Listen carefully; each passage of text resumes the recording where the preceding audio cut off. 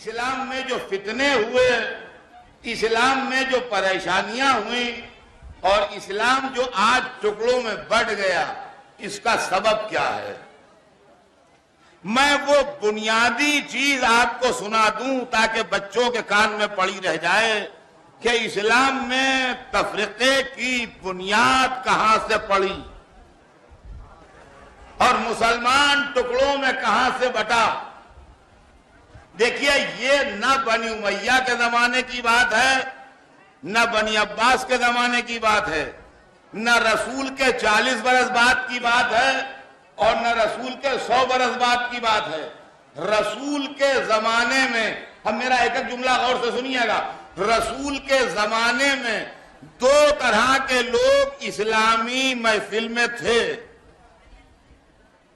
ایک وہ جو دل سے مسلمان ہوئے تھے اور وہ احترام خدا و رسول دل سے کرتے تھے، اور دوسرے وہ جو حکومت کی آرزو میں مسلمان ہوئے تھے اور مصلحتاً خدا و رسول کا نام لیتے تھے۔ ثبوت کے طور پر قرآن مجید میں سورہ منافقون موجود ہے۔ جب تک قرآن میں سورہ منافقون رہے گا، اس وقت تک اس بات کا ثبوت رہے گا کہ مسلمان دو طرح کے تھے، ایک وہ جو کلمہ دل سے پڑھتے تھے، دوسرے وہ جو کلمہ زبان سے پڑھتے تھے۔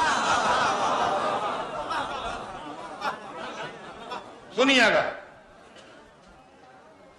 جو لوگ رسول اللہ، تو اب مسلمانوں میں دو نظریے رسول کی زندگی میں تھے، دو نظریے رسول کی زندگی میں تھے۔ ایک یہ کہ رسول کا احترام کرو اس لیے کہ یہ رسول ہیں، اور دوسرا یہ کہ موقع ہو تو سلام کر لو اور موقع نہ ہو تو ٹال جاؤ۔ تو رسول کی زندگی میں دو طرح کے مسلمان تھے، ایک رسول کا احترام کرنے والے اور ایک رسول کا احترام نہ کرنے والے۔ قرآن مجید نے ثبوت دیے ہیں۔ دیکھیے، قرآن رسول کے بعد ایک حرف نہیں اترا ہے، جتنا قرآن ہے رسول کی زندگی میں اترا ہے، لہذا قرآن میں جو کچھ ہے وہ رسول کے تعلق سے ہے۔ قرآن میں ہے لا ترفعوا اصواتکم فوق صوت النبی، رسول کی آواز پر اپنی آواز اونچی نہ کرو۔ اس کا مطلب ایسے بدتمیز مسلمان تھے جو رسول سے اونچی آواز میں بولتے تھے۔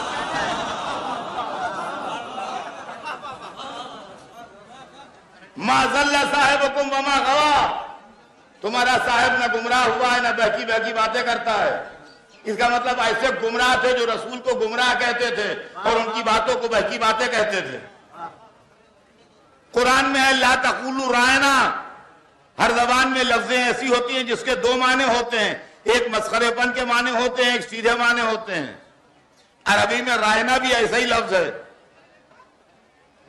لوگ رسول اللہ کے سامنے آ کے یہ لفظ بولتے تھے اور ہنستے تھے باہر نکل کے۔ قرآن نے بیان کر دیا لا تقولوا رائنا، رسول کے سامنے رائنا نہ کہنا۔ اس کا مطلب یہ ہے کہ لوگ رسول کے سامنے بدتمیزی کے جملے بولتے تھے۔ تو دو طرح کے مسلمان تھے، ایک احترام کرنے والے، ایک احترام نہ کرنے والے۔ اب اس دن سے لے کے آج تک دو نظریے چل رہے ہیں، نظریہ احترام اور نظریہ عدم احترام۔ چنانچہ ہمارے زمانے تک آتے آتے ایک مسلمان وہ ہیں جو رسول کے قیام و سلام کو جائز جانتے ہیں اور دوسرے وہ ہیں جو بدعت جانتے ہیں۔ اور کیا یہ نظریہ جو آج پیدا ہو گیا اور یہ مسلمان جو آج جگہ جگہ ہیں، یہ مسلمان آج کی زبان میں وہابی کہلاتے ہیں۔ یہ لفظ تو ابھی 150-200 برس پہلے ملا ہے، وہابی، مگر یہ نظریہ رسول اللہ کے زمانے سے موجود ہے۔ غور کیا ہم نے؟ وہابی کسے کہتے ہیں؟ وہابی مسلمان اور نان وہابی مسلمان میں فرق کیا ہے؟ وہابی وہ ہے جو احترام نہ کرے، نان وہابی وہ ہے جو احترام کرے۔ وہابی وہ ہے جو رسول کو سلام میں کھڑا نہ ہو، نان وہابی وہ ہے جو کھڑا ہو جائے، ہے کہ نہیں؟ تو یہ جو نظریہ احترام و عدم احترام ہے یہ آج کا نہیں ہے، یہ رسول کی زندگی سے ہے۔ اب میں آپ کو سناؤں اور بچہ بچہ سنیں کہ اسلام میں پہلے وہابی کون لوگ تھے؟ جس شخص نے بھری محفل میں رسول کے قول کو ہذیان کہا،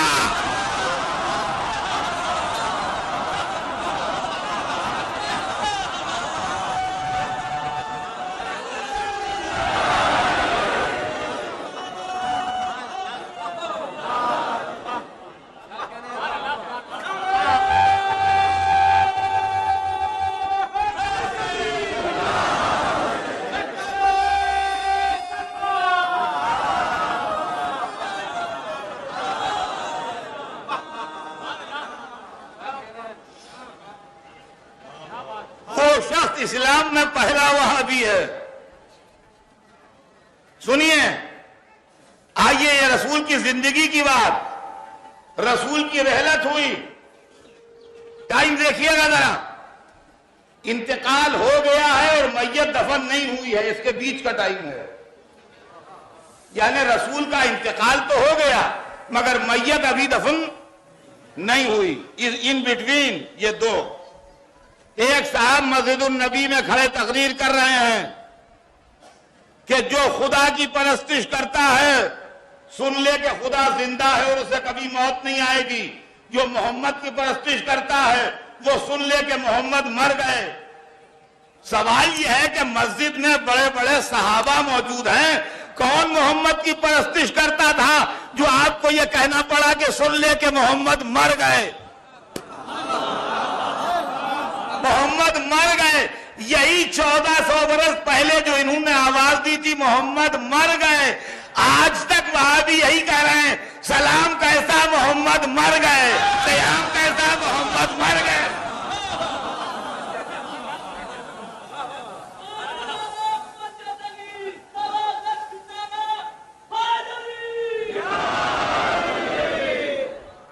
اب سوال یہ ہے کہ محمد مر گئے کہ زندہ ہیں؟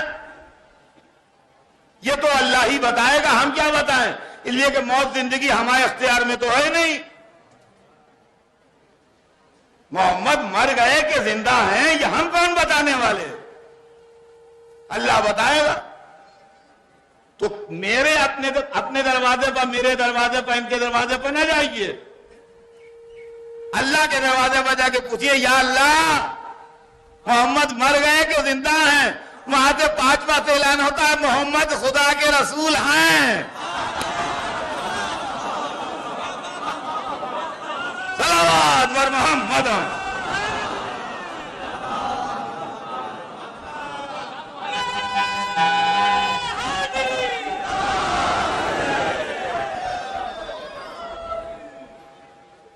اب آئیے،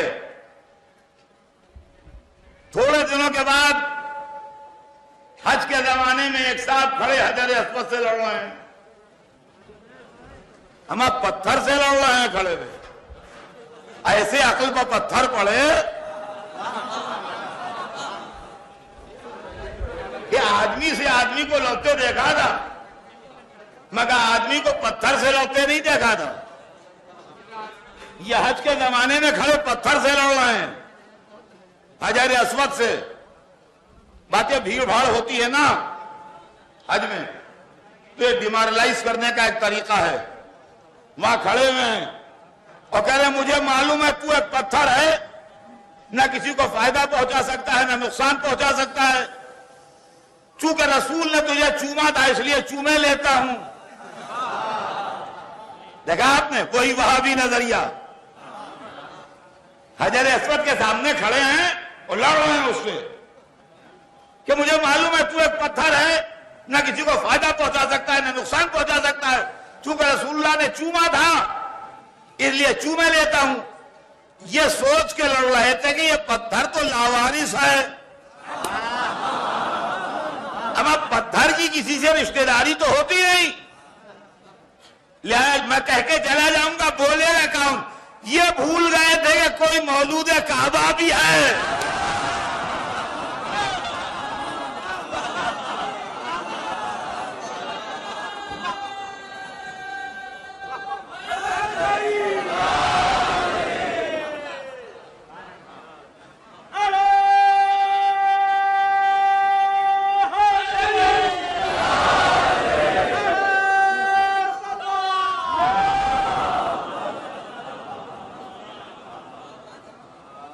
یہ بھول گئے تھے کہ کوئی مولود کعبہ بھی ہے اور کوئی کعبے کا وارث بھی ہے۔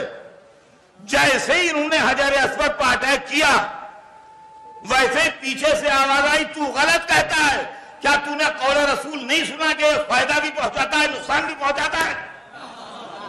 اب جو مڑ کے دیکھا تو حضرت علی کھڑے ہیں، ہاں جی مجھے علم نہیں دادا، تو جلدی سے حج کی بھیڑ میں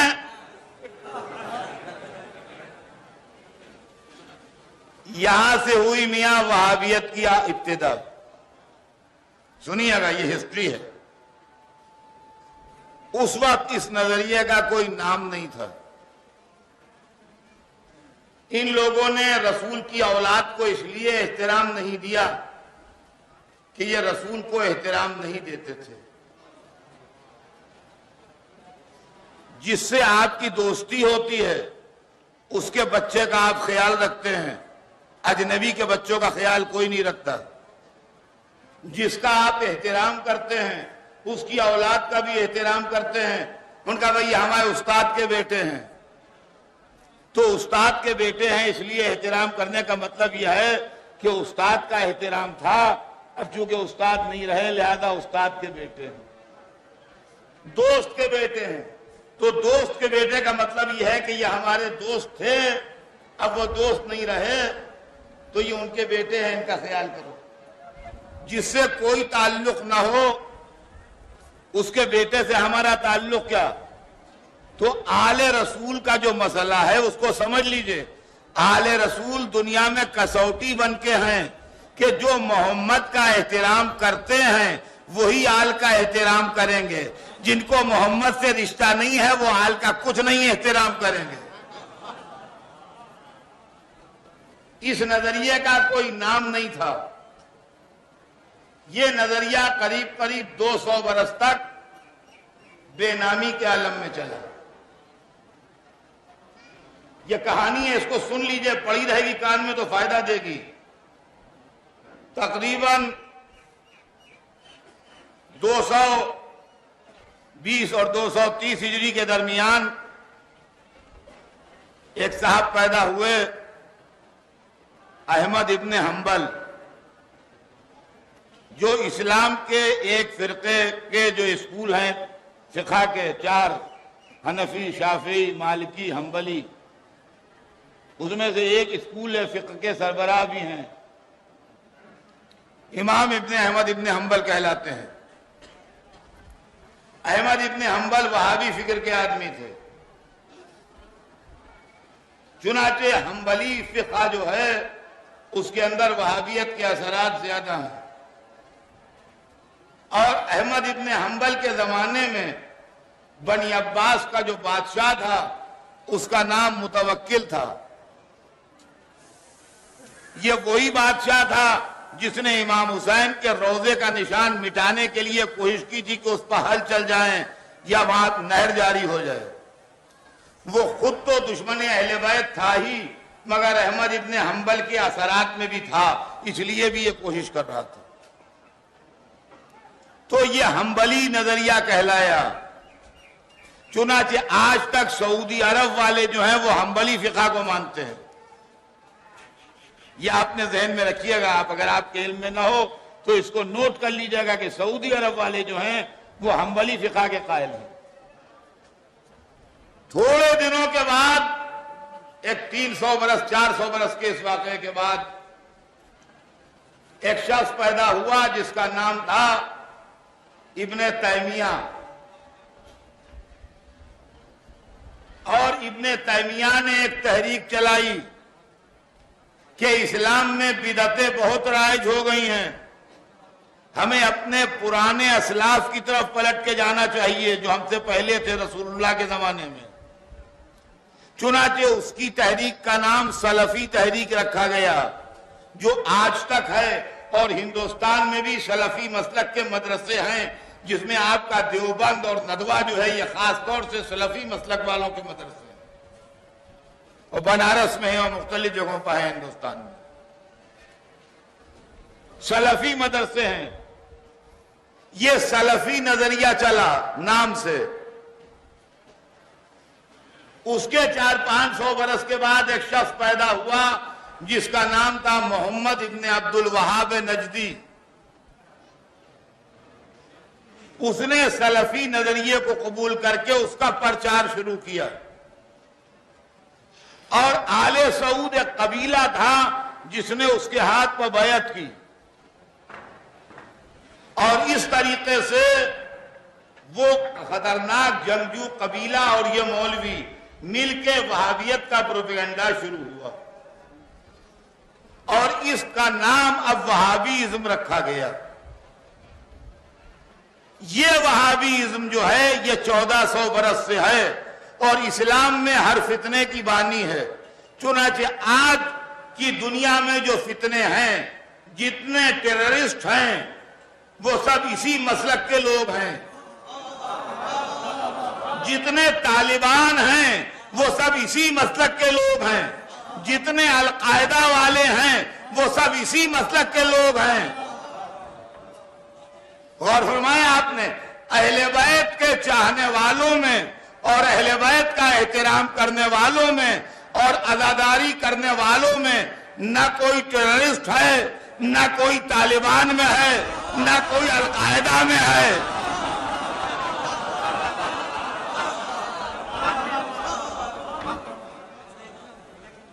ہمارے پاس جہادی تنظیمیں نہیں ہیں. اس کی وجہ یہ ہے کہ ہمارے مسلک میں یعنی شیعہ مسلک میں یہ حرام ہے کہ 4 لونڈے جمع کر کے جہاد ڈکلیئر کر دیا.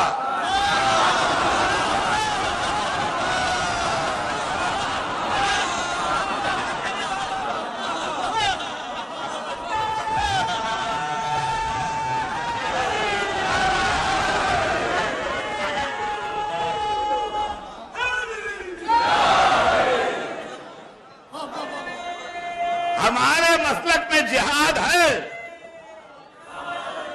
ہم انکار نہیں کرتے جہاد سے. ہمارے یہاں جہاد ہے. ہمارے فروع دین میں 6 نمبر پر جہاد کا ذکر ہے. ہمارے یہاں قرآن میں جہاد کا تذکرہ ہے. ہمارے اماموں نے جہاد کیا ہے. مگر ہمارے یہاں جہاد ایک مقدس عبادت کا نام ہے جو بغیر امام معصوم کی اجازت کے نہیں ہو سکتا.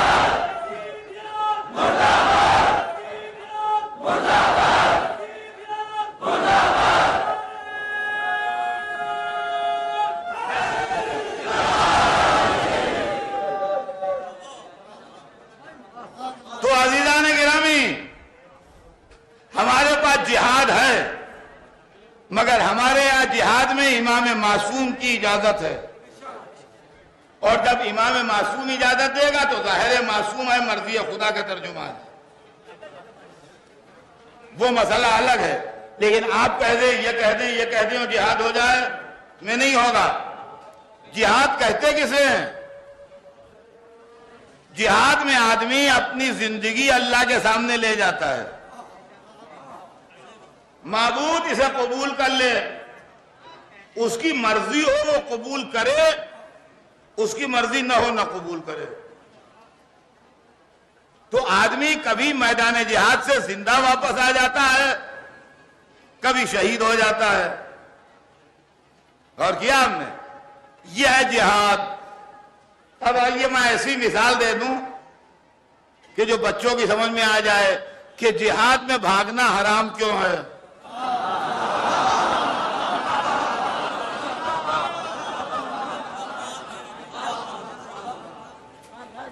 اللہ بہت عمدہ مثال ہے، مزے کی سنیے۔ ایک شکل تو یہ ہے کہ آپ نے مان لیجئے کہیں سے دکان آئی ہے، یہاں درگاہ میں بہت عمدہ برفی بناتا ہے، معلوم صاحب ہندوستان میں اس کی برفی کی دھوم ہے، اس سے زیادہ مزے کی برفی کوئی بناتا نہیں۔ تو اب ذرا ہر ایک وہاں بھیڑ لگی ہوئی ہے، اس کی ضرورت ہے، وہاں بھیڑ لگی ہوئی ہے دکان میں برفی کی۔ تو ایک شکل تو یہ ہے کہ آپ اس لیے برفی لائے تھوڑی تھی کہ بھئی اطہر صاحب کو بھی کھلا دیں، تو اس صورت میں تو جب میں کھاؤں گا تو آپ کا دل خوش ہوگا، اور اگر نہیں کھاؤں گا تو دکھ ہوگا کہ ہم وہاں لائن میں لگ کے برفی لائے بھی، ہم نے کھائی نہیں۔ اچھا دوسری شکل یہ ہے کہ آپ کو یہ پہلے سے معلوم تھا کہ میں ڈائیبٹک ہوں اور مٹھاس نہیں کھاتا ہوں۔ آپ کے ایک دوست برفی کا ڈبہ لیے ہوئے آ رہے تھے، کہنے کہ میں ڈبہ لاؤ ذرا ایک منٹ، کہنے کیا کرو گے؟ کہنے لاؤ تو صحیح، کہنے کیا کرو گے؟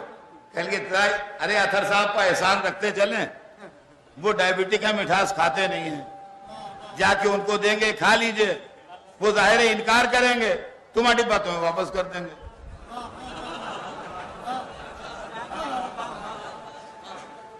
آپ ڈبہ لیے میرے سامنے آ گئے، اطہر صاحب برفی کھائیے، میں نے ہاتھ بڑھا دیا، جیسے ہی ہاتھ بڑھایا ڈبہ لے کے بھاگے۔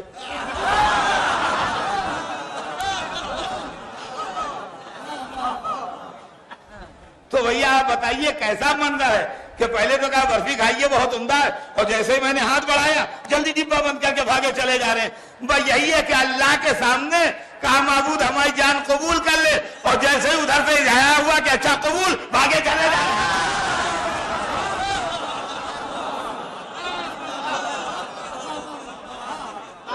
عزیزان گرامی، جہاد کی عظمت یہ ہے کہ جو جہاد میں آتا ہے میدان سے وہ پلٹ کے نہیں جاتا۔ جہاد حسین نے کیا تھا، 72 لائے تو ایک ایک گلوا دیا۔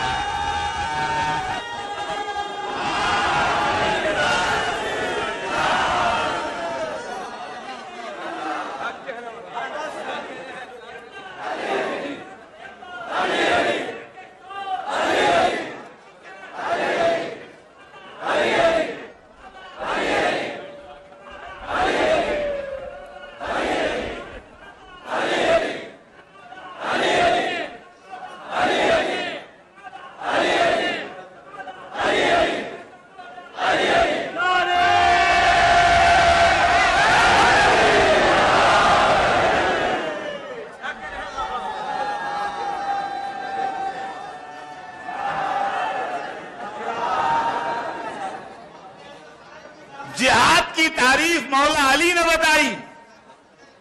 جب جنگ احد میں لوگ میدان سے چلے گئے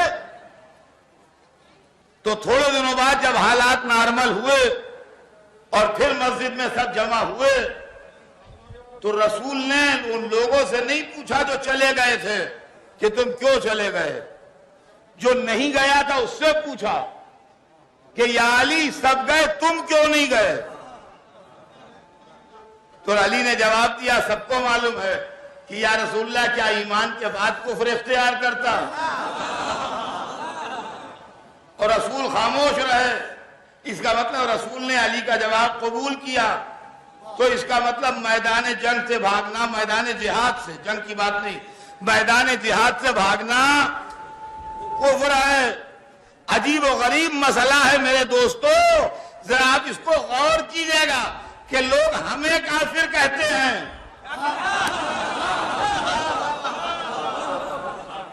لوگ ہمیں کافر کہتے ہیں کہ شیعہ کافر ہیں، اور خود جہاد کا اعلان کر کے کئی برس سے بھاگے ہوئے ہیں، نہیں مل رہا ہے۔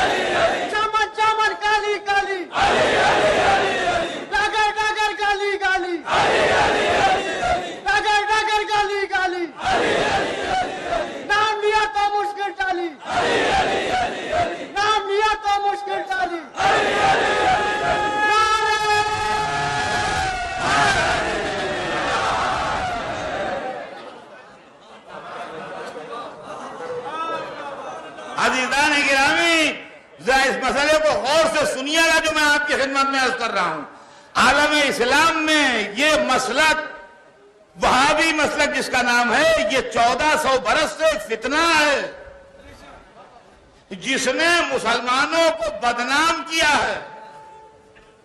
ان کے پاس بادشاہ ہوتے ہیں، ان کے پاس کشور کشا ہوتے ہیں، ان کے پاس مذہب کا بینر لگا کے اپنی حکومتیں بڑھانے والے تقدیر آزما ہوتے ہیں۔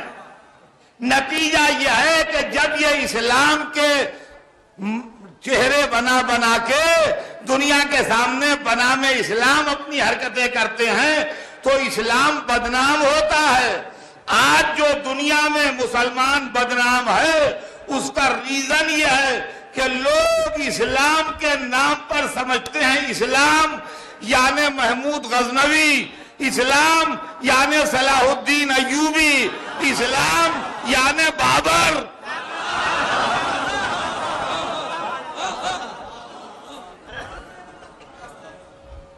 عزیزان گرامی، ہمارا فرقہ اکیلا وہ ہے جو 1400 برس سے لڑ رہا ہے اور یہ کہہ رہا ہے اسلام یعنی علی، اسلام یعنی حسین۔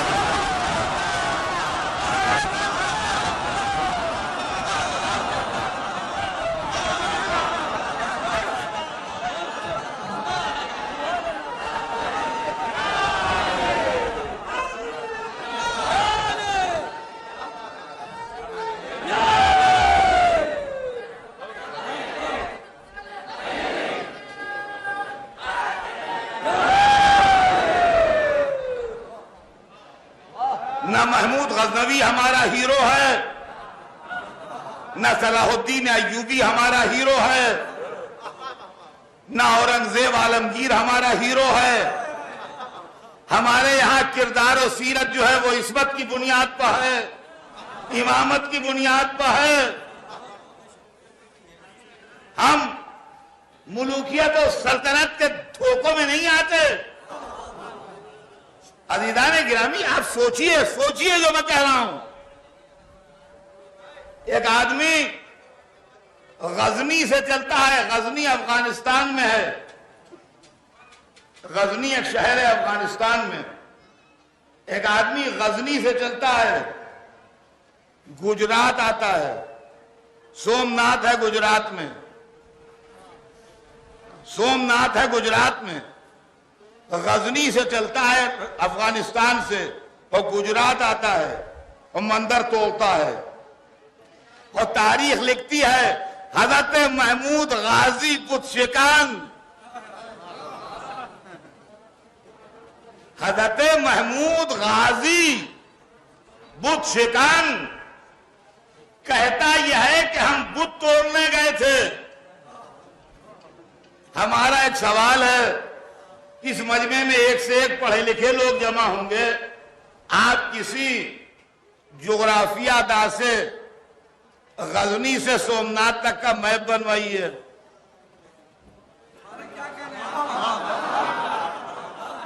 غزنی سے افغانستان سے ہندوستان میں گجرات تک شو کرے وہ ایسا میپ بنوائیے. اور کسی ہسٹری والے سے کہیے کہ ہسٹری میں محمود کا روٹ لکھا ہے جس سے وہ آیا, اس روٹ کو ذرا اس پر دکھا دو لال لائن بنا کے کہ اس روٹ سے گیا ہے. سوال یہ پیدا ہوتا ہے کہ کیا غزنی سے سومنات تک کوئی مندر نہیں تھا؟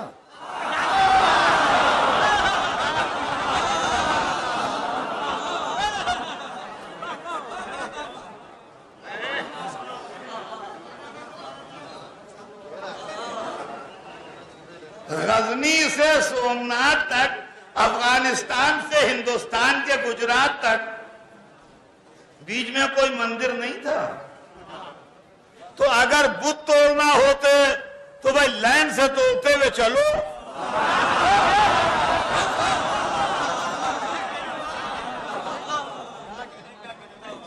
قصہ یہ ہے کہ وہاں یہ مشہور تھا کہ سومنات کے مندر میں جو بت ہے اس کے پیٹ میں جواہرات بھرے ہیں. بادشاہ سلامت کی نظر ان جواہرات پر تھی. اگر یہ کہتے کہ ہم جواہرات لینے جا رہے ہیں تو تاریخ لٹیرا لکھتی.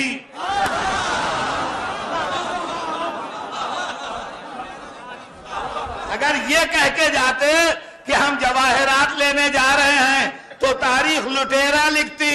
انہوں نے کہا ہم خدمت اسلام کے لیے جا رہے ہیں. بولے بھالے مسلمانوں نے غازی لکھ دیا.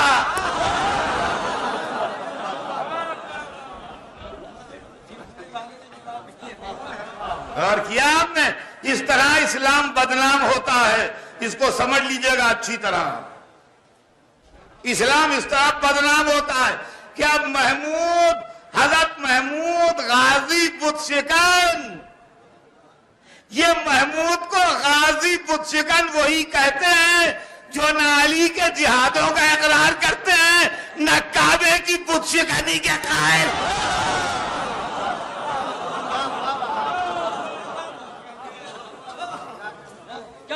تو عزیزان گرامی, اسلام کو بدنام کیا ان لوگوں نے, اور ہم سے بڑھ کے کوئی اس چیز کا سمجھنے والا نہیں ہے.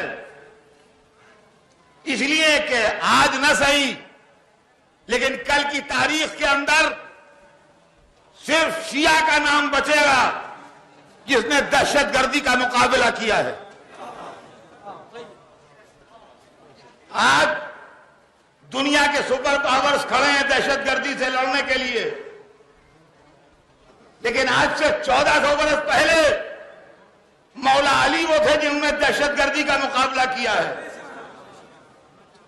اگر آپ کو یقین نہ آئے تو آپ خوارج کا کیریکٹر پڑھیے. خوارج کا وہی کردار ہے جو آج طالبان کا ہے. گلے میں قرآن, ماتھوں پر گھٹے, دل میں عداوت علی.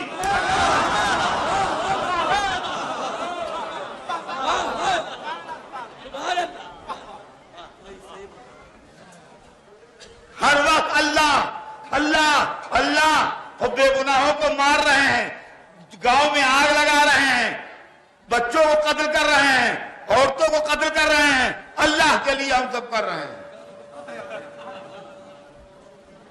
یہی طالبان کا کیریکٹر تھا. 4 برس کے اپنے اقتدار میں طالبان نے 5 لاکھ شیعہ مارے ہیں افغانستان میں. 5 لاکھ شیعہ افغانستان میں مارا گیا ہے 4 برس کے طالبان کے پیریڈ میں. کیا آپ کہتے ہیں اسلام؟ کدھر ہے اسلام؟ 25 برس کے پیریڈ میں صدام نے 25 لاکھ سے زیادہ شیعوں کو تحت طیف کیا ہے.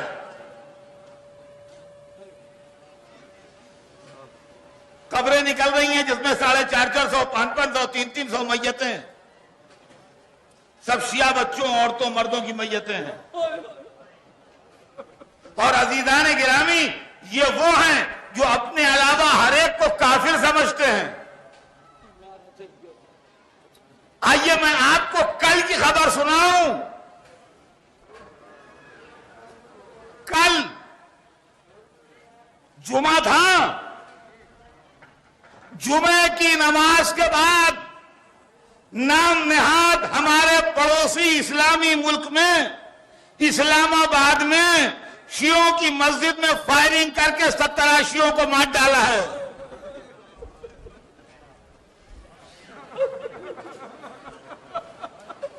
کل کے جمعے میں جو گزرا ہے 70 شیعہ اسلام آباد میں مسجد میں شہید ہوئے ہیں. قصور ان کا کچھ نہیں ہے، صرف یہ کہ شیعہ ہیں. کیا فراڈ ہے، کیا دھوکہ ہے اسلام کے نام پر. اور اس کے بعد سارے مسلمان چپ ہیں. علماء اسلام کو صاف سون گیا ہے جو کہتے نہیں کہ یہ قتل کرنے والے کافر ہیں.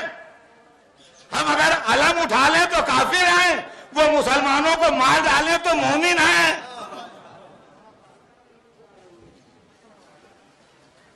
اور غلط بات یہ ہے عزیزان گرامی، یہ کل کی اطلاع ہے، چونکہ آپ یہاں ہیں اس لیے آپ کے بات نہیں ہے. مجھے کل 4 بجے دن کو یہ اطلاع مل گئی تھی راستے میں جب میں آ رہا تھا کہ 70 شیعہ اسلام آباد میں بے گناہ شہید کر دیے گئے. تو عزیزان گرامی یہ روز ہو رہا ہے ہمارے ساتھ. باوجود اس کے کہ حکومتیں، باوجود اس کے کہ انٹیلیجنس، باوجود اس کے کہ فوج ویجیلنس لگائے ہوئے ہے کہ ایسا نہ ہو،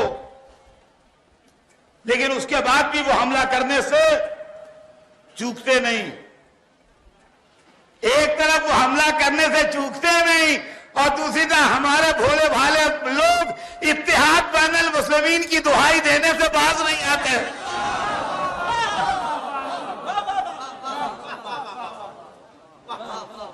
وہ باز نہیں آتے، وہ وہی سبق رٹے جا رہے ہیں. کس سے اتحاد کریں، کس سے اتحاد کریں بھائی؟ جو سیدہ کی قبر کو گرا دیں ان سے اتحاد کریں، جو برباد کر دیں شیعوں کو جا کے مسجدوں میں فائرنگ کریں ان سے اتحاد کریں. یہ گروہ اپنے علاوہ ہر ایک کو کافر سمجھتا ہے اور اسلام میں سارے فساد کے یہ ذمہ دار ہیں. دہشت گردی کو ہم سے بڑھ کے کون پہچانے؟ ہم جانتے ہیں دہشت گردی کیا ہے.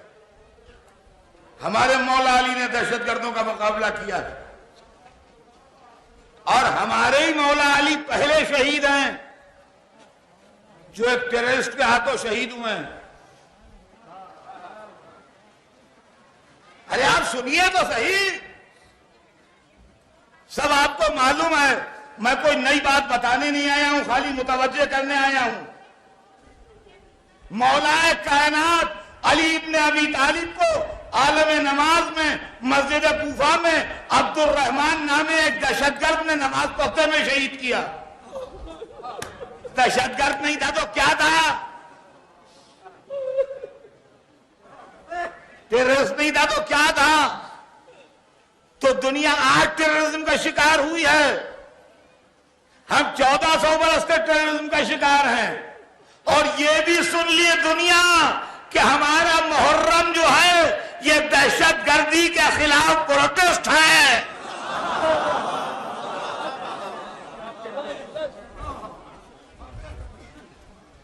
یہ دہشت گردی کے خلاف پروٹیسٹ ہے.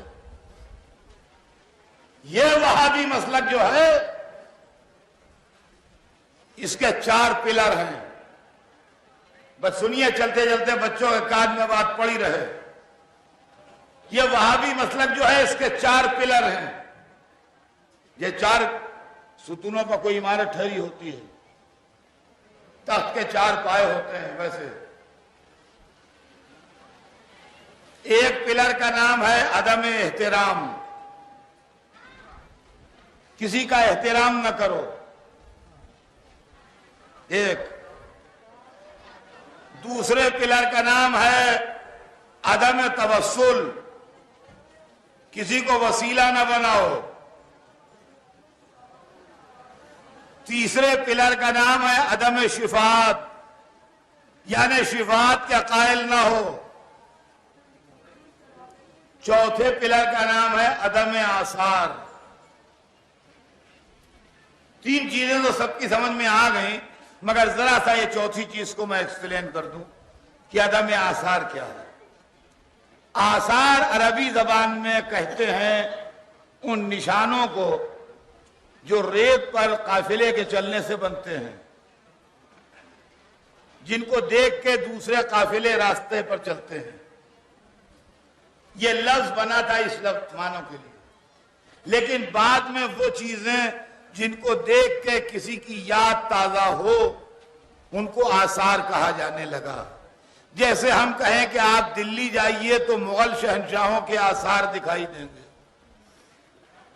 تو اب قلعہ ہے، جامع مسجد ہے اور عمارتیں ہیں،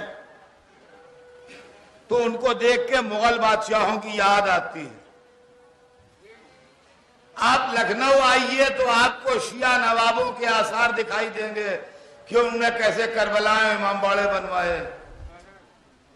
تو یعنی وہ مذہبی عمارتیں دیکھ کے شیعت کے آثار ہیں یہ لفظ آثار. تو وہابیت کا چوتھا پلر یہ ہے کہ آثار مٹاؤ. روضہ کھود ڈالو.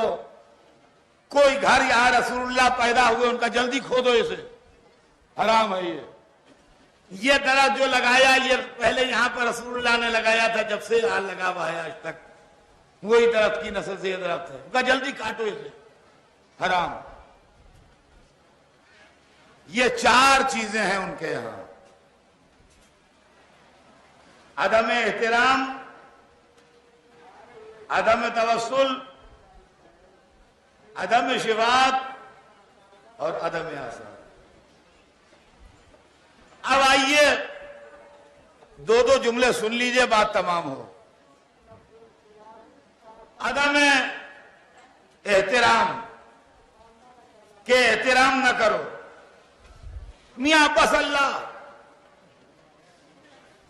یہ بڑی داڑھی، بس اللہ.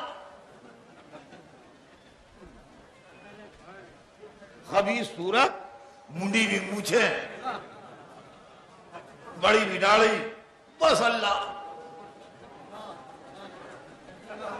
کیا ایسی شکل کا اللہ والا ہوتا ہے؟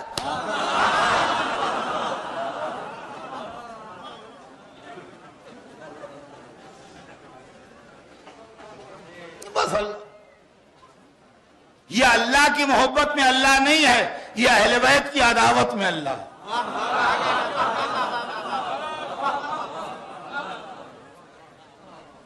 جو اللہ کی محبت میں اللہ کہتے ہیں ان کے چہروں پر نور ہوتا ہے. جو اہل بیت کی عداوت میں اللہ کہتے ہیں ان کے چہروں پر پھٹکار ہوتی ہے. سمجھے آپ؟ بس میاں اللہ. اب سن لیجئے اور دیکھیں اس کے اندر یہ بھی میں آپ سے بتاتا چلوں کہ بہت سے اپنے لوگ بھی اس مصیبت میں جا رہے ہیں. ہندوستان میں وبا بھی کم ہے، میں لڑ رہا ہوں ساری دنیا میں اس سے. شیعہ پوچھتے ہیں شیعہ کہ عباس کے علم کے پھریرے کو چومنا جائز ہے کہ نہیں.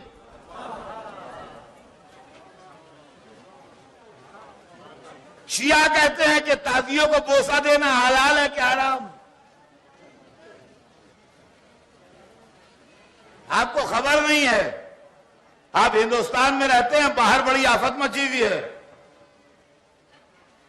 پورے 2 مہینے 8 دن ہم سے اسی بات پر لڑائی ہوئی ہے کہ وہ لوگ کہہ رہے تھے کہ نجاست کے عالم میں گھس جاؤ روزے کے اندر. ہم کہہ رہے تھے نہیں، پاک ہو کے جاؤ. سمجھے آپ؟ یہ ہے معاملہ. لڑائی جاری ہے، ابھی ختم نہیں ہوئی ہے. تو ہم بھی میدان میں ڈٹے ہیں، اس لیے کہ باطل جب اپنا باطل نہیں چھوڑتا تو حق اپنا حق کیوں چھوڑے.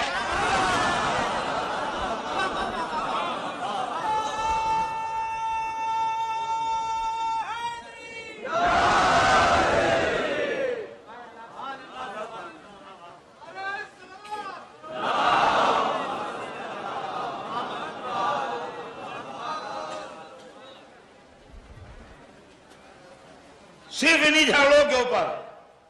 اور آپ جانتے ہیں اس کے اندر دوسرا دردناک پہلو اور سن لیجئے کہ ایسے مولوی بھی شیعوں میں پیدا ہو گئے ہیں جو کہتے ہیں کہ عباس کے علم کے پھریرے پر اگر لفظ حسین لکھا ہے اور آپ یہ سمجھ کے چوم رہے ہیں کہ آپ امام حسین کا نام چوم رہے ہیں تب تو جائز ہے ورنہ حرام. دیکھا آپ نے کون سی فقہ پڑھ کے آئے ہیں یہ لوگ؟ ورنہ حرام ہے. ہم ہمیشہ جب قرآن ایک نے دوسرے کو دیا تو یوں چوم کے آگے بڑھایا. اگر جزدان میں ہے تو کپڑا چوما, اگر نہیں ہے تو دفتی چومی. کسی نے کہا کہ حرام ہے. تو نسبت قرآن سے پوری امت دفتی یا کپڑا چومتی ہے تو علماء چپ ہیں. نسبت عباس سے چوما تو حرام ہے.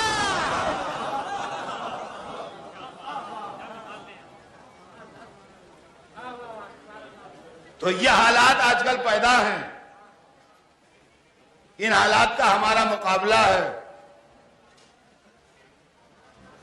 اور لوگ ہمارے بھی پیچھے پڑے ہوئے ہیں, ہم ان کے پیچھے پڑے ہوئے ہیں.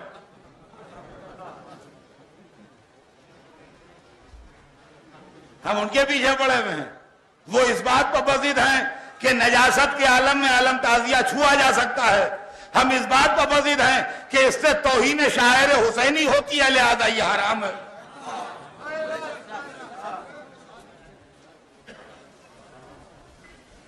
وہ اس بات پر بضد ہیں کہ آدمی ہو کے گھوڑے کے چومنے کے کیا معنی. ہم اعتراض کرتے ہیں کہ اگر یہی اصول ہے تو آدمی ہو کے پتھر کو چومنے کے کیا معنی.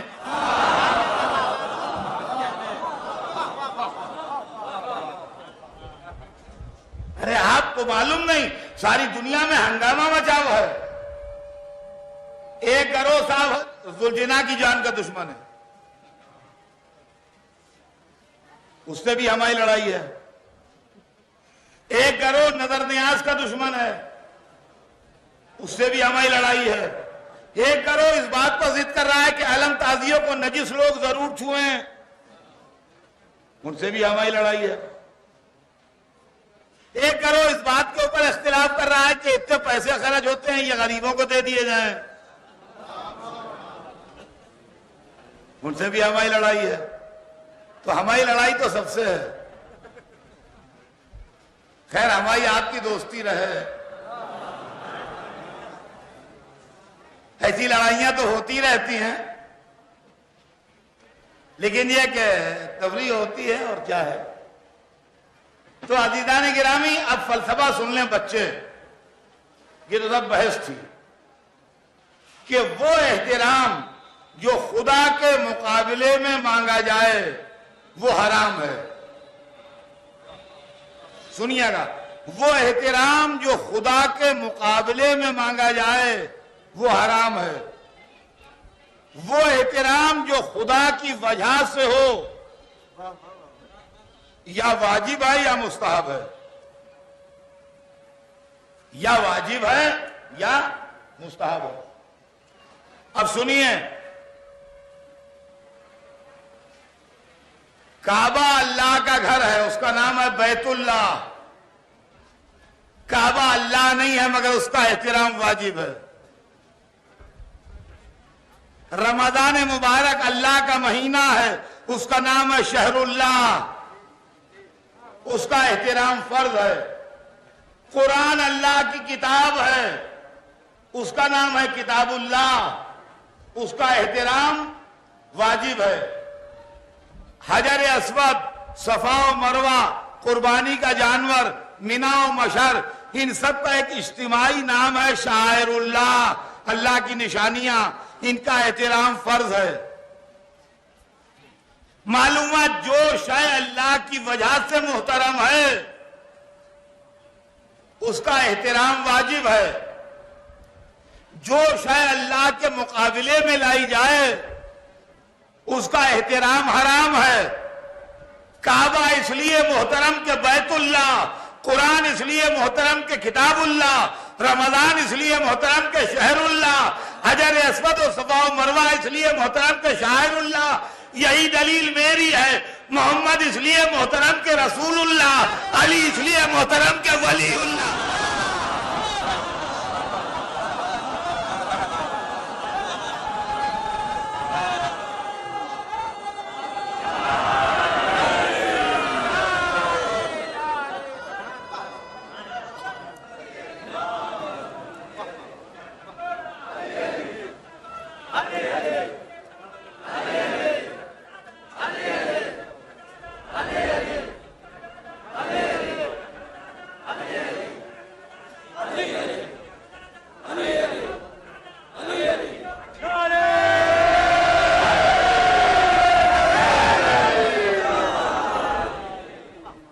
آپ سنیے گا، کعبہ محترم ہے اللہ کی وجہ سے، کعبے پر جو پردہ پڑا ہے وہ محترم ہے کعبے کی وجہ سے، قرآن محترم ہے اللہ کی وجہ سے، قرآن میں جو جزدان ہے وہ محترم ہے قرآن کی وجہ سے۔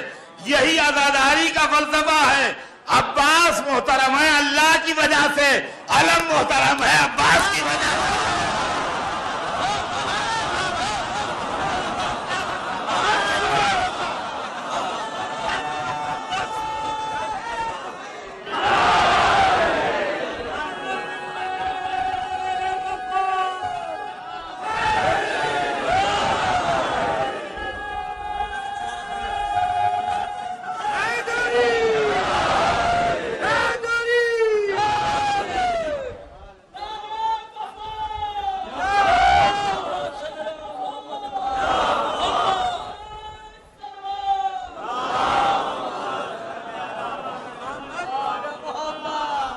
یہی مسئلہ زری تعزیہ کا ہے۔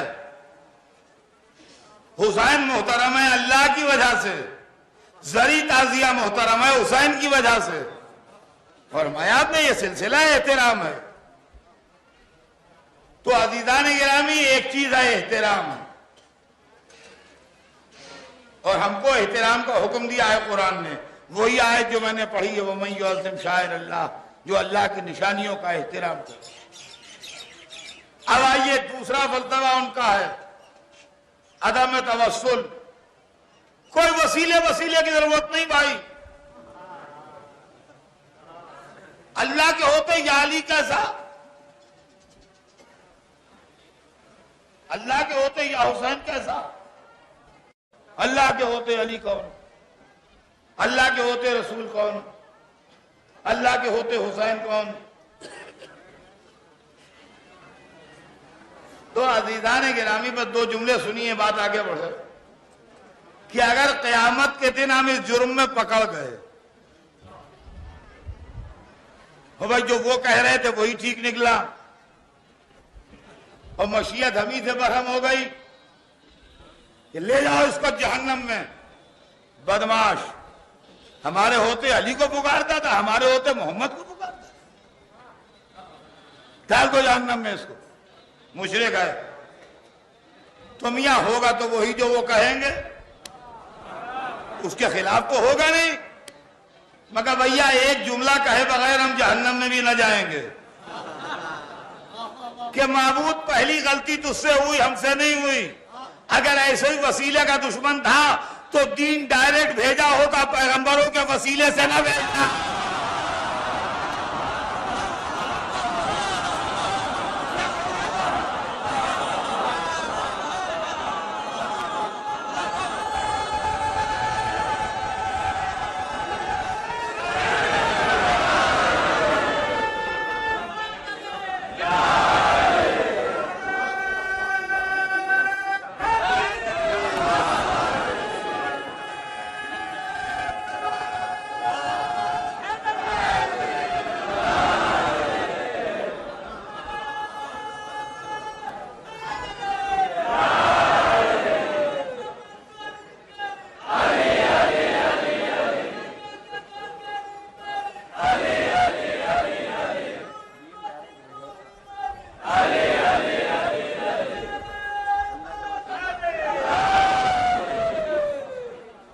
تو عزیزان گرامی، دین تو اللہ ہو کہ وہ پیغمبروں کے وسیلے سے بھیجے، اور ہم ڈائریکٹ آئے ہیں۔ یہ بات سمجھ میں آنے والی نہیں. یہ ساری تحریکیں اینٹی اہل بیت ہیں. گھنٹہ بھر تک اس نے کان کھائے. میاں سارا اقتدار اللہ کے پاس، سب اللہ کے پاس. اب بتائیے مسلمان بھائی مسلمانوں، کیوں بھائی مسلمان؟ اب بھائی مسلمان کیا کرے؟ گردن ہلا رہے طوطے کی طرح، لنگیاں باندھے یہاں سے وہاں تک بیٹھے ہیں. سمجھے آپ؟ کھل گئے. ایک پتی نہیں ہلتی بغیر حکم خدا. کہ بھئی تو کون کہے گا کہ نہیں ہلتی ہے؟ بتائیے. ایک بوند پانی نہیں گرتا بغیر حکم خدا. ٹھیک ہے. آپ ایک منٹ نہیں زندہ رہ سکتے بغیر حکم خدا. تو کون کہے گا کہ نہیں ہم زندہ رہتے؟ جب گھنٹہ بھر تک انہوں نے اللہ اللہ کر لیا تو اب بولے کہ لے بھائی اب تم انصاف سے بتاؤ یہ اتنا بڑا واقعہ کربلا بے حکم خدا کیسے ہو جاتا؟ جو کچھ ہوا اللہ کی مرضی سے ہوا. اب اس میں کسی کو برا کہنے سے کیا فائدہ؟ جو یزید کو لوگ برا کہتے ہیں، سب کہتے ہیں ارے جو ہوا چپ کے رہے تو اللہ کی مرضی ہے. اب سمجھے آپ خدا خدا کا معاملہ کیا تھا؟ باعثوں کے لیے اللہ نے ہمارے ایسے پیدا کیے. ہم نے کہا مولانا بالکل صحیح کہا آپ نے، بے حکم خدا پتی نہیں ہلتی تو واقعہ کربلا کیسے ہو جائے گا؟ واقعہ کربلا بھی اللہ کی مرضی سے ہوا. لیکن ایک بات سن لیجئے کہ جب پتی نہیں ہلتی بغیر حکم خدا اور ایک بوند پانی نہیں گرتا تو اتنے بڑے بڑے عالم کیسے اٹھ جائیں گے بے حکم خدا؟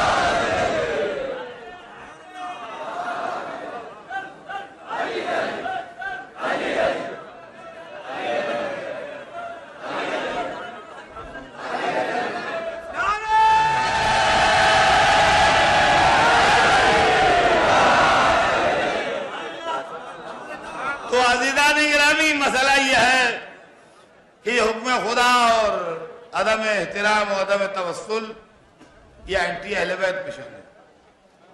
اب آئیے تیسری چیز کہ شفاعت نہیں ہوگی. یہ بھی اہل بیت کی دشمنی میں ہے. تھرو آؤٹ وہی ہے سب. اس لیے کہ ہم یہ کہتے ہیں مولا علی بخشوائیں گے، ان کے پاس کوئی کینڈیڈیٹ ایسا ہے نہیں جو بخشوانے کے لیے ہو.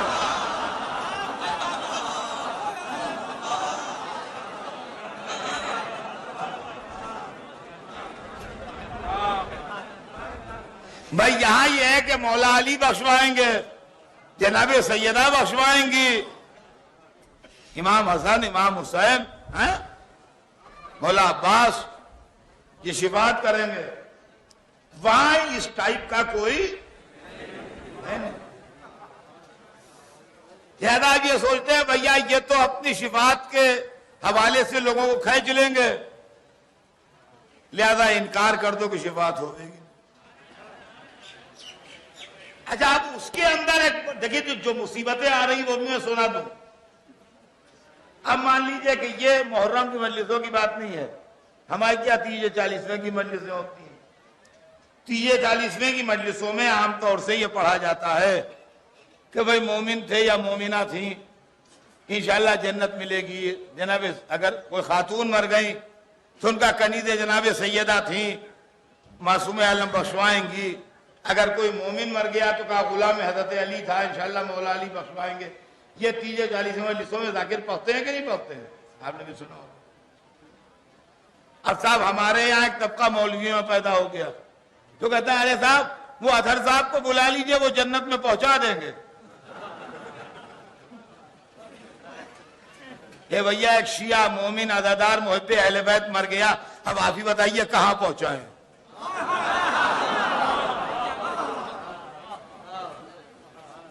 بھائی ازادار تھا، مومن تھا، ہر سال مجلسیں کرتا تھا، ہر سال جوگی پورے آتا تھا، علم اٹھاتا تھا، سینہ زنی کرتا تھا، حصہ بانٹتا تھا، مومن تھا، اہل بیت کا چاہنے والا تھا، مر گیا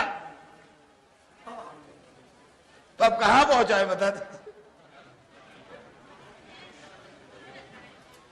کہل گا صاحب آپ یہی پڑھتے رہیے گا کہ بخشش ہوگی تو عمل کون کرے گا؟ اے تو آپ کی بدعملی کے کارن ہم حق شفاعت علی نہ پڑھیں۔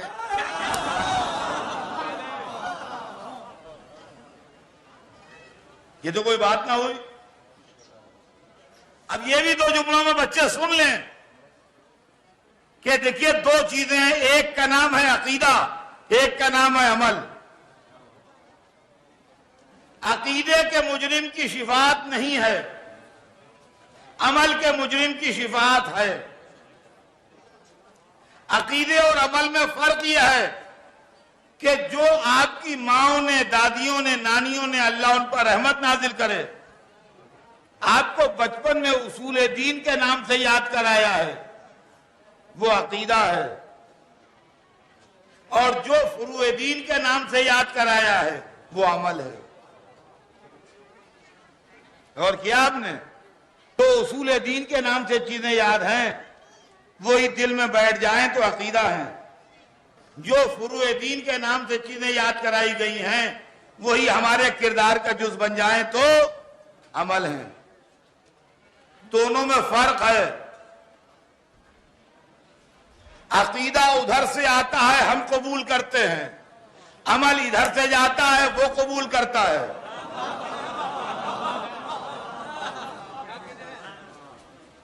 سنیے، عقیدے میں ہے اصول دین، اول توحید، اللہ ایک ہے، عقیدہ ادھر سے آ رہا ہے، قبول ہمیں کرنا ہے۔ دوسرے عادل کے وہ عادل ہے، عقیدہ ادھر سے آ رہا ہے، قبول ہمیں کرنا ہے۔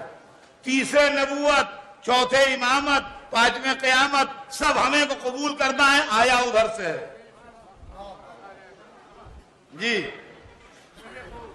اور فروع دین وہ ہیں جو ادھر سے جاتے ہیں اور اسے قبول کرنا ہے۔ نماز ہم پڑھتے ہیں، اسے قبول کرنا ہے۔ روزہ ہم رکھتے ہیں، اسے قبول کرنا ہے۔ حج ہم کرتے ہیں، اسے قبول کرنا ہے۔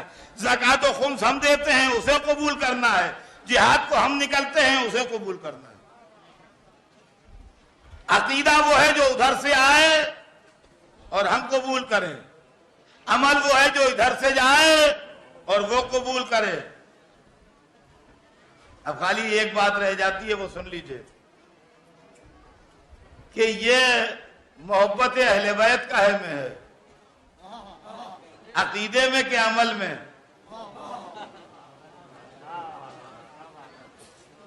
عقیدے میں کہ عمل میں؟ اسی بنیاد پر پرکھ لیجئے۔ اگر ہم نے کہا ہو کہ اجر رسالت محبت اہل بیت ہو اور اسے قبول کرنا ہو تو عمل میں ہوگی، اور اگر قرآن میں آیت بن کے آئی ہو اور ہمیں قبول کرنا ہو تو عقیدے میں ہوگی۔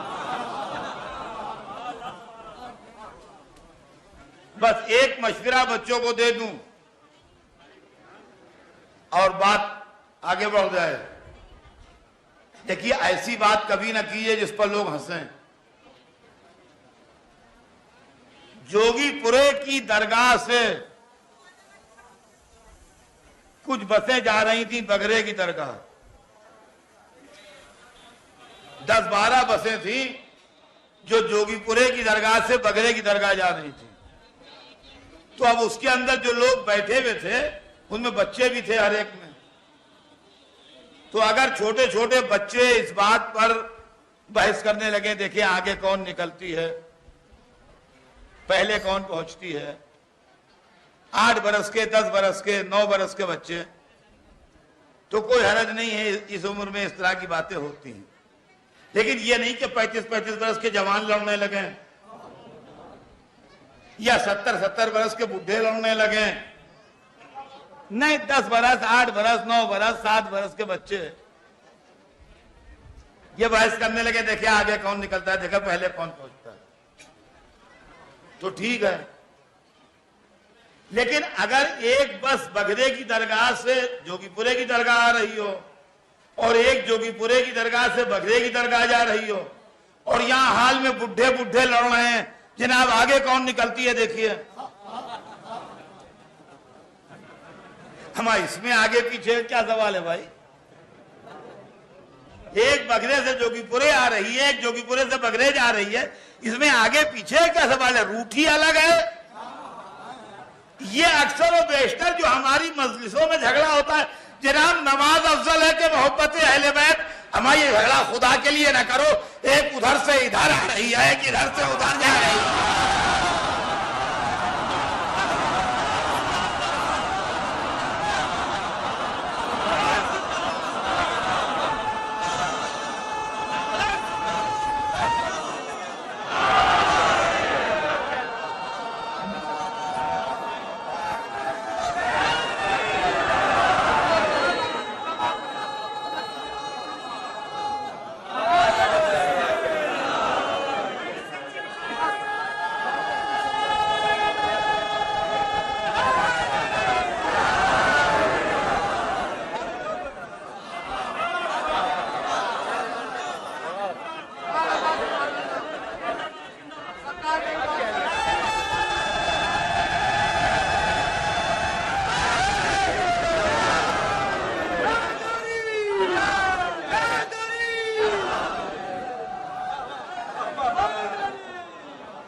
تو عزیزان گرامی،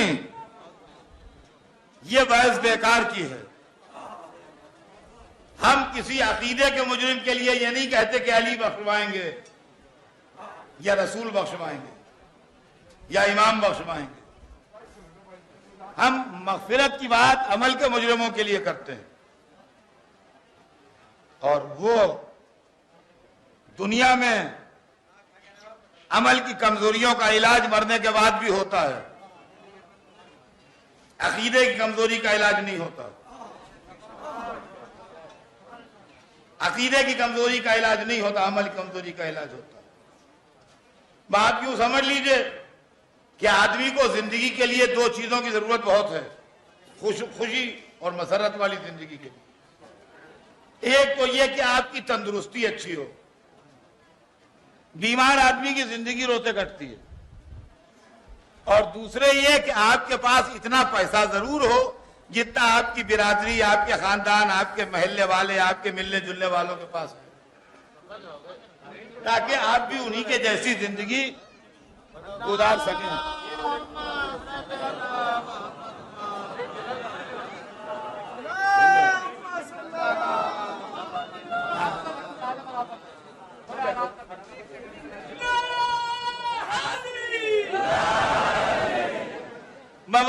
بات مختصری ہو رہی ہے، بس اب ختم پا ہے۔ تو دیکھیں دونوں چیزیں ضروری ہے، پیسہ بھی ضرورت ہے اور تندرستی بھی ضروری ہے، لیکن آپ اپنی تندرستی اپنے بیٹے کو بھی دے نہیں سکتے، لیکن پیسے سے آپ اپنے دوست یا عزیز کی غریبی دور کر سکتے ہیں۔ بس عقیدے کی مثال تندرستی کی سی ہے، عمل کی مثال پیسے کی سی ہے۔ اسی لیے مرنے کے بعد نماز روزہ حج تو ہو جاتا ہے مرحوم کا، لیکن کبھی ایسا نہ ہوا کہ ان کا مرحوم دشمن اہل بیت تھے، ان کے لڑکے نے پیسے خرچ کروا کے لوگوں کو مولا علی کو منوا دیا، اب وہ بخش دیے گئے۔ تو عزیزان گرامی، یہ تیسری چیز ہے عدم شفاعت، اور چوتھی چیز عدم آثار، جس کو دیکھ کے کسی کی یاد تازہ ہو۔ یہ جو کچھ بھی محرم ہے یہ آثار ہیں، اس کو شیعہ وہابی بھی سنے، سنی وہابی بھی سنے۔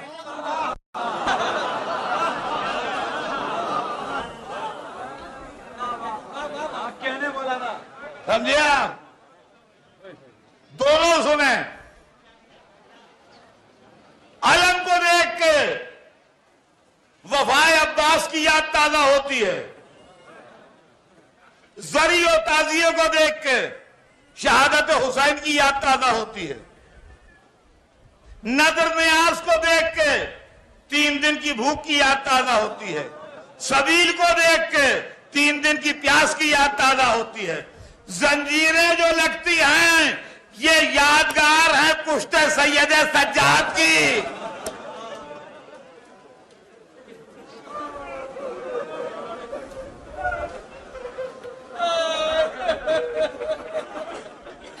جو ظالموں کے تازیانوں سے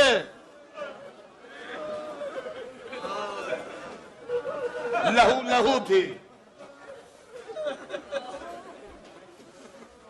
ذوالجنا جو ہے وہ یادگار ہے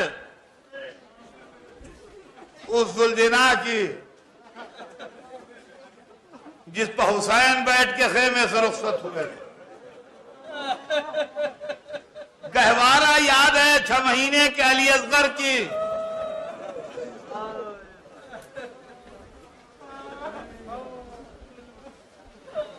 اور ہاتھ میں کچھ لوگ کڑا کچھ ناڑا پہنتے ہیں. یہ اہل بیت کی اسیری کی یاد.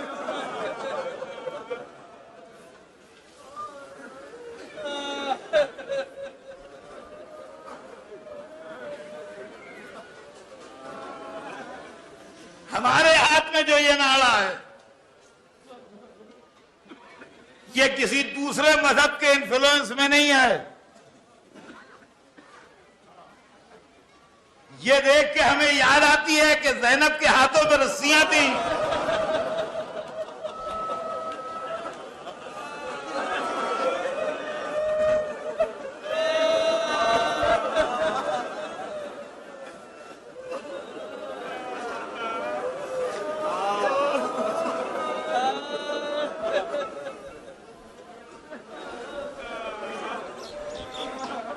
بہت سے لڑکے کڑے پہنے ہیں ہاتھوں میں. یہ سرداروں یا ہندوؤں کے انفلوئنس میں نہیں ہے. یہ بات آ رہی ہے سامنے اس لیے پڑھ رہا ہوں. یہ اس لیے کہ سید سجاد کے ہاتھ کی ہتکڑی یاد ہے.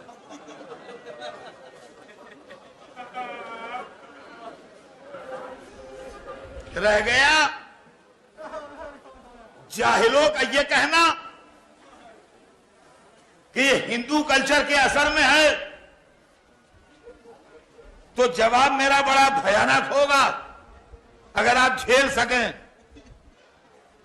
ہندو مذہب ہے 5000 برس پرانا, مسلمان ہے 1400 برس پرانے. تو 1400 برس والا 5000 برس والے پر اثر نہیں ڈالے گا. 5000 برس والا 1400 برس والے پر اثر ڈالے گا. تو کیوں صاحب ان مولویوں سے کہیے کہ زبان کو لگام دیں, ورنہ ہم یہ سوال فوراً کریں گے کہ تروپتی میں اور کمبھ میں بھی ہندو سر منڈاتے ہیں اور مسلمان مکے میں جا کے سر منڈا کے آتا ہے, جس کے اثر میں کون ہے؟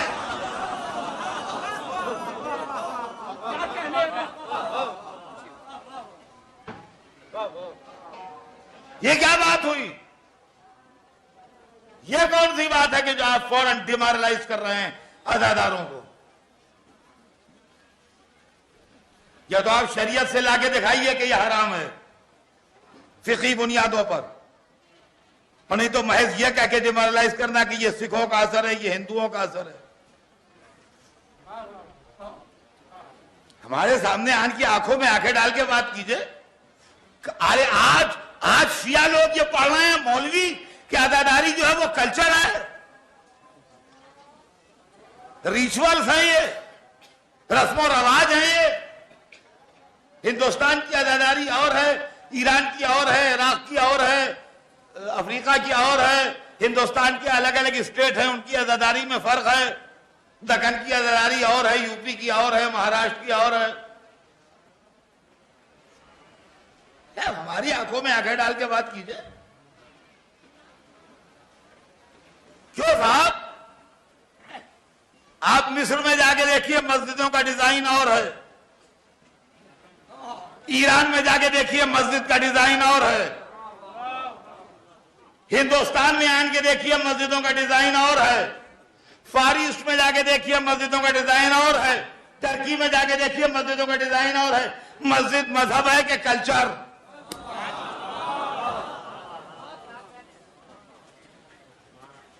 جہاں جہاں مسجد بنی وہاں لوکل جو فن تعمیر تھا اس کا اثر پڑا، لیکن ساری مسجدوں میں اللہ اکبر کامن ہے۔ جہاں جہاں عزاداری ہوئی وہاں لوکل تہذیب کا اثر پڑا، مگر ساری عزاداری میں یا حسین کامن ہے۔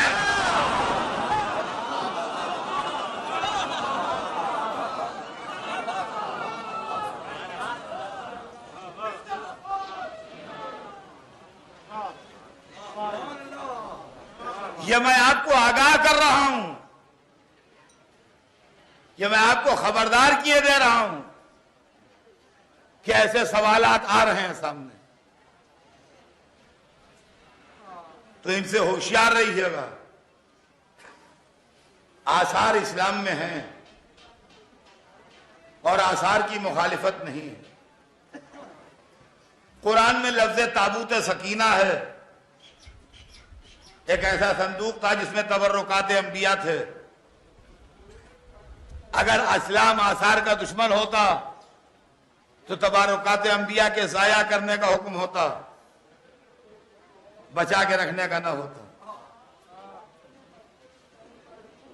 ان کا یہ کلچر ہے، یہ علم بنا لیا، اس کی کوئی شرعی حیثیت نہیں ہے، تعزیہ بنا لیا، نہ ہے۔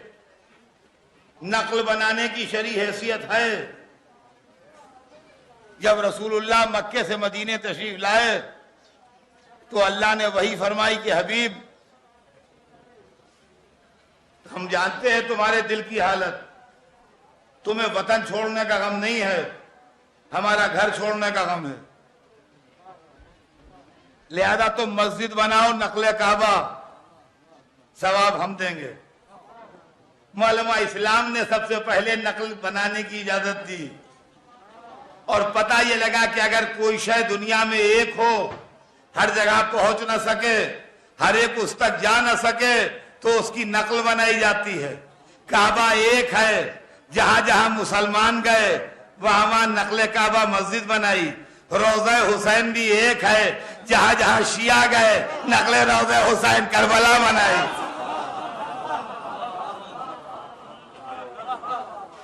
سمجھے آپ؟ یہ ہے مسئلہ۔ تو عزیزان گرامی، یہ عزاداری ہے۔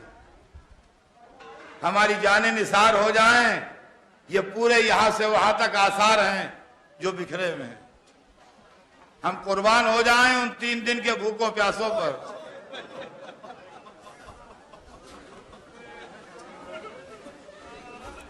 بس عزیزان گرامی، 2-4 منٹ مسائل سن لیجئے، اس لیے کہ اصل مجلس یہی ہے۔ یہ مولا علی کا دربار ہے، یا علی یا آپ کے غلام حاضر ہیں، یا علی یا آپ کی کنیزیں حاضر ہیں، یا علی یہ دھوپ میں اس گرمی میں اپنے گھروں کو چھوڑ کے اس لیے آئے کہ آپ کو آپ کے لٹے گھر کا پرسا دے۔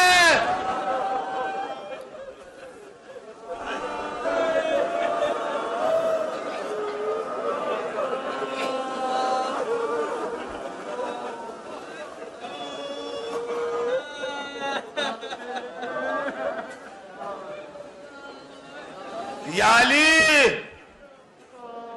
کربلا میں آپ کا بھرا گھر لوٹ گیا۔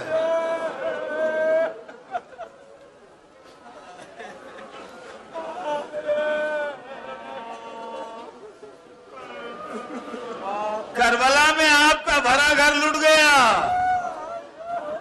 1400 برس کے بعد بھی یہ مجمع اس لیے جمع ہوا ہے کہ آپ کو آپ کے بھرے گھر کا پرسہ دے۔ یا علی، اس مقدس درگاہ میں ہمارا آنا قبول کیجئے، ہم کو اپنے غلاموں میں شمار کیجئے، ہمارے توفیقات میں اضافہ فرمائیے۔ اور مولا، یہاں بہت سے لوگ تمنائیں بھی لے کے آئے ہیں۔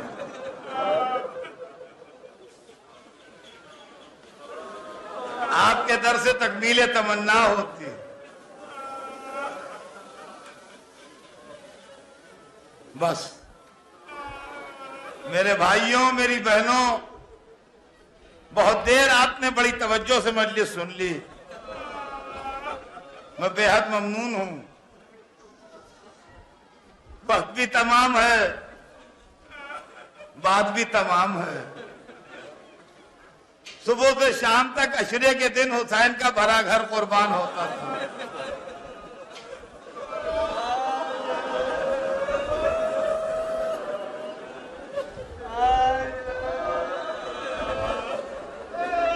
پہلے دوست قربان ہوئے، پھر عزیزوں کی باری آئی، عزیز قربان ہوئے،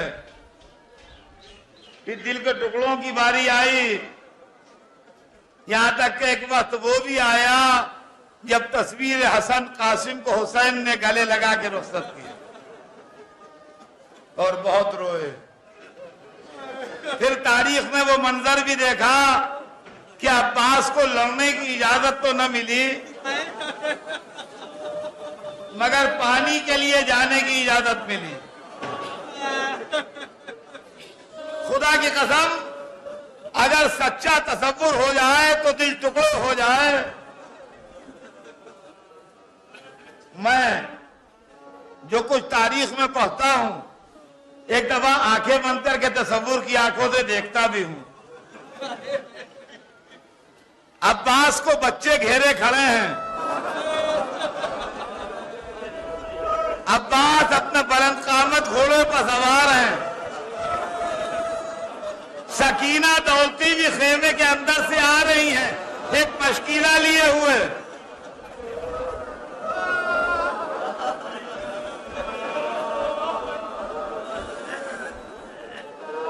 چار برس کی ننھی بھتیجی اپنے ننھے ہاتھ اٹھا کے چچا کو مشق دے رہی ہے، اور بلند قامت چچا اپنے بلند قامت گھوڑے سے جھک کے مشق لے رہا ہے۔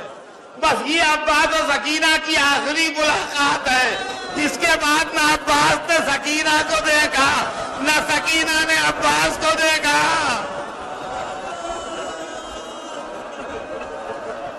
عزیزان گرامی، 2-3 منٹ مصائب اور پڑھوں گا، اب خاموشی سے بیٹھے رہیے۔ یہ عباس و سکینہ کی آخری ملاقات تھی۔ اس کے بعد دوسری منزل آئی جب علی اکبر میدان کو سجا رہے،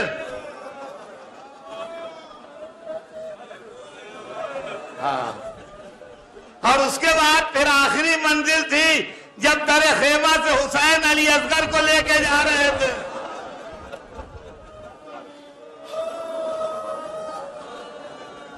عزیزان گرامی، میں 2 منٹ مجلس ابھی اور پڑھوں گا، اور مجلس کے خاتمے کے بعد منگلور کی انجمن ذوالجناح مبارک برآمد کرے گی۔ میں چاہتا ہوں 2 منٹ ذوالجناح کے تعلق سے آپ کو 2 جملے سنا دوں، اور اس کے بعد مجلس تمام ہو جائے۔ حسین در خیمہ پر کھڑے تھے، کوئی رکاب فرس تھامنے والا نہ تھا۔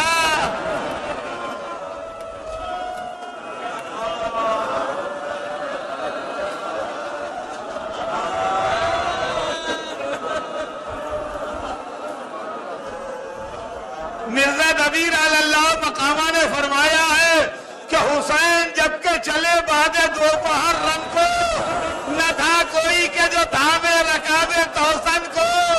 حسین چپ کے کھڑے تھے جھکائے گردن کو، سکینہ جھاڑ رہی تھی ہوا کے دامن کو، نہ سنا تھا کوئی چاہے کربلائی کو، فقط بہن نے کیا تھا سوار بھائی کو۔